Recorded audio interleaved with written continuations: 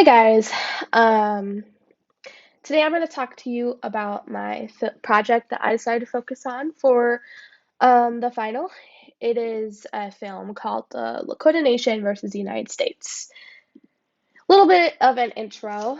So, this documentary was published in 2023, featured on many streaming services. I watched it on Hulu.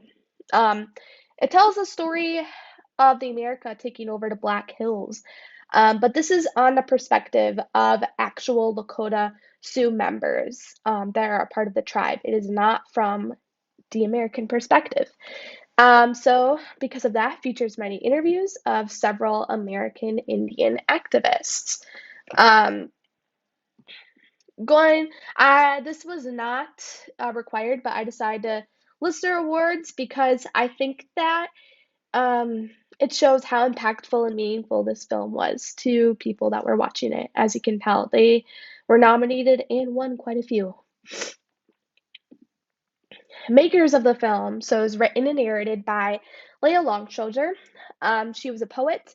She's currently a tribal member of the Olaga Lakota Nation. She creates poetry on historical resistance movements for Native Americans. So two poems were featured, 135X and then 38.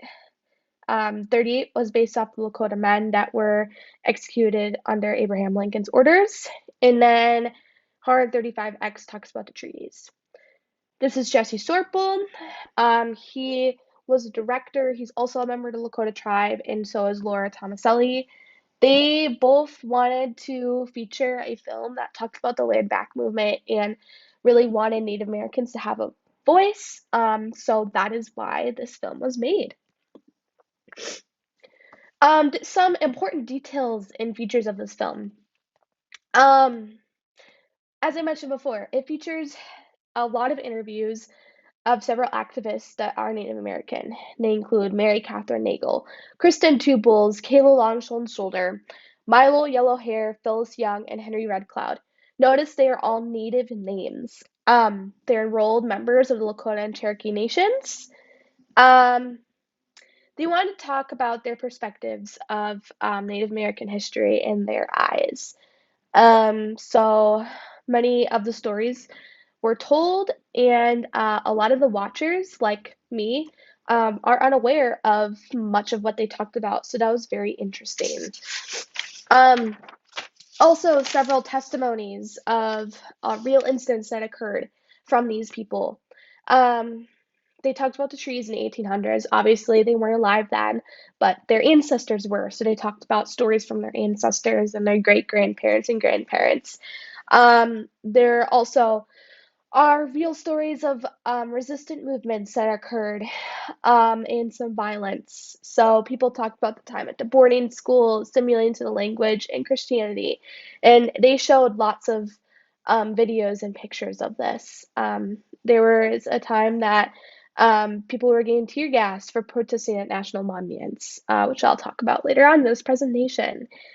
Um, Also features clips and pictures of history. One very distinct photo that popped up to me was photos of children that were in boarding schools that, as they were entering, were getting poured chemicals to wipe off all the bugs and germs off of them. Very uncool, very unsanitary, and obviously it was a form of abuse that they did, that white Americans did to Native Americans. So that was very profound and to see. Tried finding the picture, I couldn't find it online. So we have this one, which is all of the dead Native American children from boarding schools at a cemetery. Um, Also, another big thing that was brought up in the film was that there was somber background music. Now, this may seem a little bit of a small feature, but to me it was big because it made it feel like I was watching a thriller.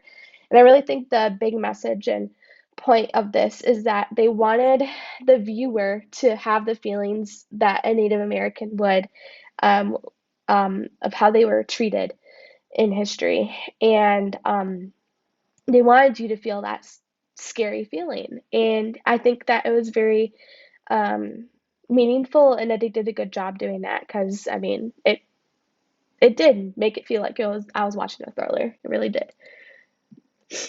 What's the function of this film? A big function is the land back movement.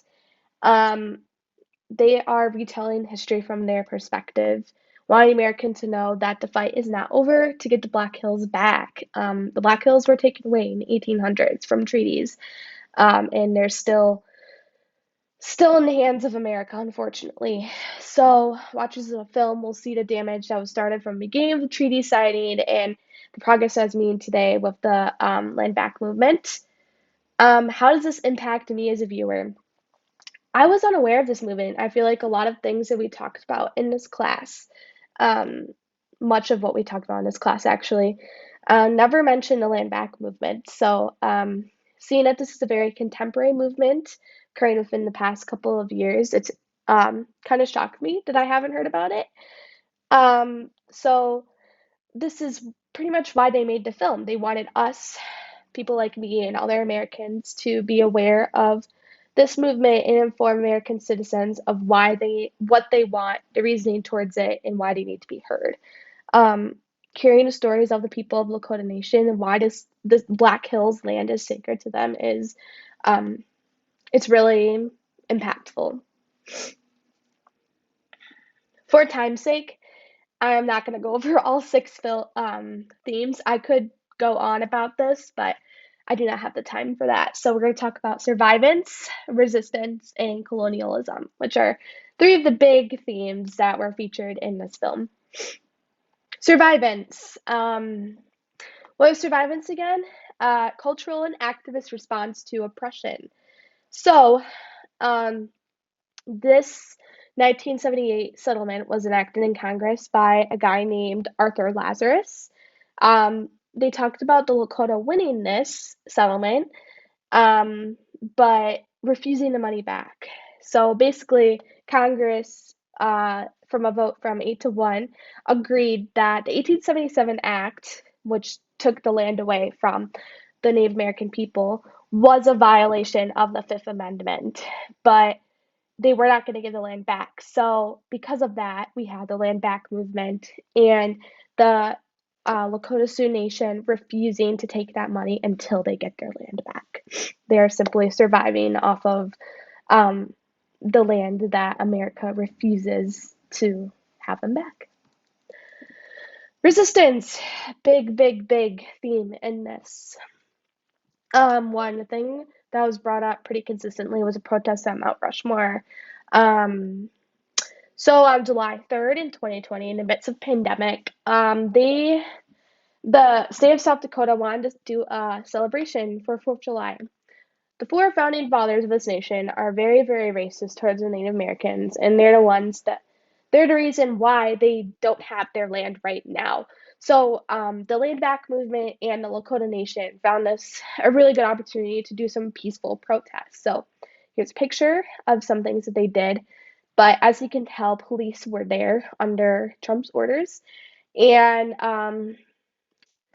nothing violent occurred with these people, but the police still tear gassed and they still arrested people for their free speech, which is totally uncool.